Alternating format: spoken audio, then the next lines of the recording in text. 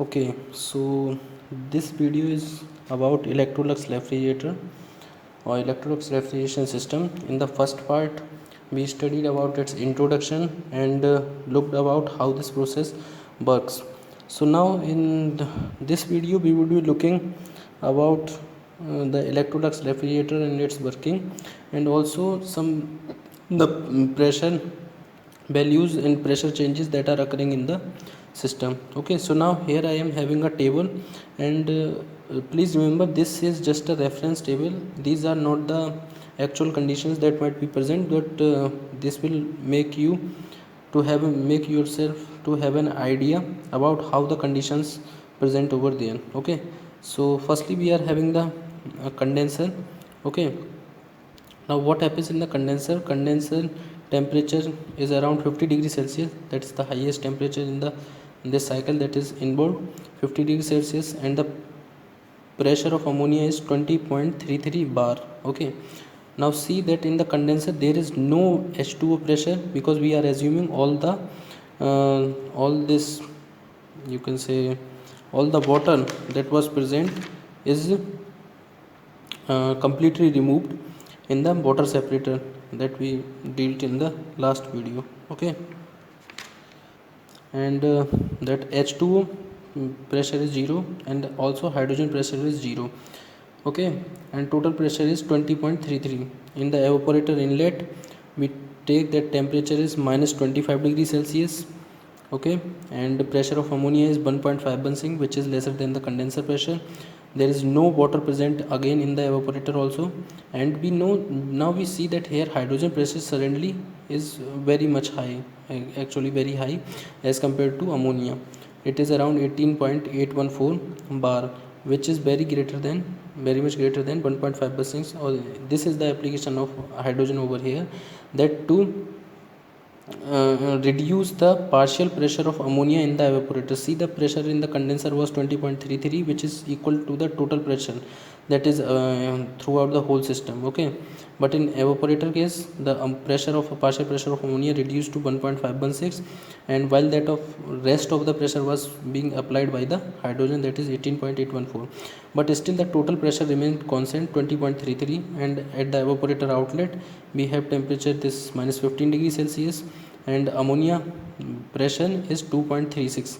now it has increased. Why? Because some amount of ammonia refrigerant has now vaporized. This is what happens in the evaporator, that liquid refrigerant evaporates by taking the heat of evaporation from the substance to be cooled. Okay, and again water pressure is 0, and hydrogen pressure is somewhat reduced, because now ammonia has increased its partial pressure. Okay, but still the total pressure of the system remained constant. Now if we talk about the generator, what is present in the generator, we have a strong solution of ammonia and water, so these two would be applying the pressure over here. There is no hydrogen present in the generator. Okay, so see here that ammonia is applying 15.54 bar of pressure, and water, some amount of water also evaporates along with ammonia. So this is the pressure of water that is present in the generator. Okay, but there is no hydrogen present over here. Okay, and so that's all for the partial pressure. Now we go to the diagram. This diagram I have made just an outline, and I will explain and mark also whatever is happening over here. Okay, so you would be seeing that here there is some kind of vessel looking over there. This is nothing but the generator. Okay, this is nothing but the generator. Okay, and what is present in the generator, a strong solution of ammonia and H2O, a strong solution of ammonia and water. Okay, and what happens in the generator, we supply heat to the generator. Okay, this heat is supplied over here, and after being heated, what happens, the vapor of ammonia and H2O forms over here. They are now passed from this long column. What is this long column? This long column is known as thermosiphon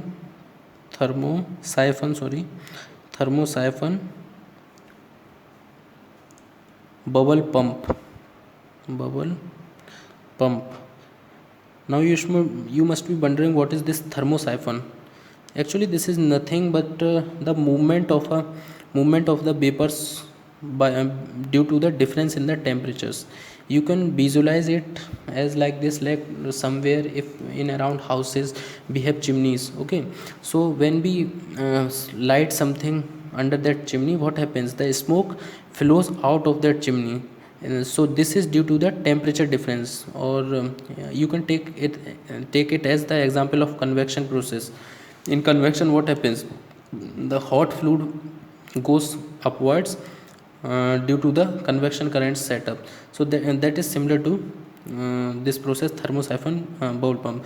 What is happening here? Here the vapors are at high temperature, so and here the temperature is low, so it is setting up a current of this circulation. So vapors of refrigerant and with some water, some amount of water that is evaporated, that also goes from here. Okay, so that passes from here and goes over to here. Now what is present over here? This is known as separator. Okay, this is separator. What it does? It will separate the water and weak solution of ammonia.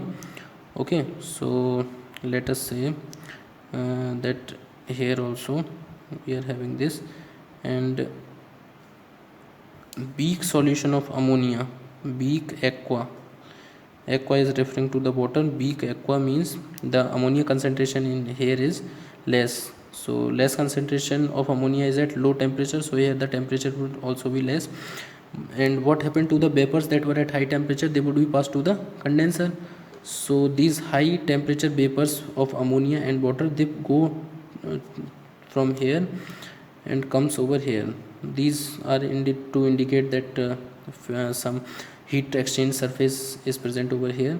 So here is the condenser, and here is the gravity condenser.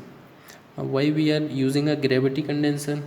Gravity condenser is made somewhat in this design that vapors will like to rise upwards, and when the vapors condense, the liquid will immediately or by itself, due to its own weight, will come down. Okay, so what will happen here? Most of the vapors will condense and will form, the liquid will then drop down. So that is what we are utilizing over here, and after condensing, the fluid passes over here. Okay, now what happens? Here the liquid gets accumulated and it is then circulated here. Here we are having liquid ammonia only. Why? Because the water that was present over here, that was bypassed into this weak aqua solution. Okay, now here these are the evaporator coils. This is the evaporator section over here. This is evaporator, and in the evaporator I already told you that hydrogen would be there. So from where is this hydrogen is coming? Hydrogen is coming from here. Okay, from here H2 is circulated. This H2 is going over here, and here we are having the absorber, and these are the absorber coils. Okay, and this bypassed weak ammonia solution comes from here and then goes down to the absorber and gets accumulated over here. This is the absorber. Okay, and this absorber is connected to the generator, and we know that hydrogen is insoluble in water, so it does not combine with water at any point of time. So hydrogen is back recirculated from here to the evaporator. Okay, so hydrogen is circulated back from here to the evaporator, and it goes from here. This is H2 going to the evaporator, and from here liquid ammonia is coming. Okay, and liquid ammonia gets evaporated and or vaporized, you can say, and comes down through this part. Okay, comes down through this part, and it gets again combined with the weak aqua solution. Okay, because the temperature of ammonia is now lowered, so it will dissolve more in this solution. Okay, so it comes down. And one thing I told wrong, that is over here in the generator, actually the temperature is high, so there will be the Beek solution of ammonia. Beek solution of ammonia would be present over here. Okay. Okay, so here there is Beek solution because the temperature is increasing. Okay, but from here, after coming from the evaporator, the temperature has decreased, and now the ammonia get dissolved more in the H2O. So here now the strong solution is coming, which after taking heat gets evaporated, and now the Beek solution is formed. Okay, so this was the basic working of Electrolux refrigeration system, and we can indicate here the evaporator and absorber circulation of ammonia. And what happens from evaporator, both ammonia and H2O comes, but from absorber to the evaporator only hydrogen goes. Okay, only hydrogen goes, and in the absorber the circulation is taking place in and out. This is present over here. In the absorber, the hydrogen goes only to the evaporator, but from evaporator both ammonia that is coming from upwards from the gravity condenser and the hydrogen both combines, so they both come over here, but the hydrogen gets separated because it is insoluble in the water. Okay, now the very one question that was that we are not using any pump here, so how the ammonia solution is being circulated in this whole system? This is due to the pressure difference. See, in the generator section we are having a pressure of 15.54 bar, but in the case of evaporator outlet, the pressure is around 2.36 bar. Okay, and this pressure is let us say reduces further to some, let's say 1 bar or any other pressure. So that 1 bar pressure is present over here.